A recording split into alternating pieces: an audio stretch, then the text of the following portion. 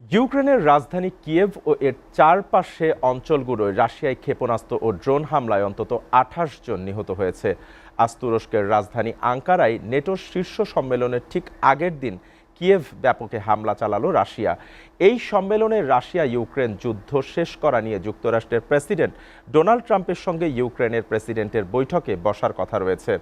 ইউক্রেনের বিমান বাহিনীর দেয়া তথ্যে দেখা গেছে রাশিয়া যে ২৩টি ব্যালিস্টিক ক্ষেপণাস্ত্র ছুড়েছে তার একটিও আটকাতে পারেনি ইউক্রেনের সামরিক বাহিনী। দেশটির জরুরি পরিষেবার টেলিগ্রামে জানিয়েছে রাজধানী কিয়েভে অন্তত ২৮ জন নিহত হয়েছেন। সরকারি আইন কর্মকর্তারা জানিয়েছেন বৃহত্তর কিয়েভ অঞ্চলে আরও ১০ জন নিহত হয়েছেন। ইউক্রেনের স্বরাষ্ট্রমন্ত্রী জানিয়েছেন কিয়েভে প্রায় ৩০টি ভবন উল্লেখযোগ্যভাবে ক্ষতিগ্রস্ত হয়েছে। এর আগে গত বৃহস্পতিবার ভোররাতে কিয়েভে রাশিয়ার ভয়াবহ হামলায় ৩১ জন নিহত হয়েছিল। ওই আক্রমণ ছিল চলতি বছর ইউক্রেনের রাজধানীতে চালানো সবচেয়ে প্রাণঘাতী হামলা।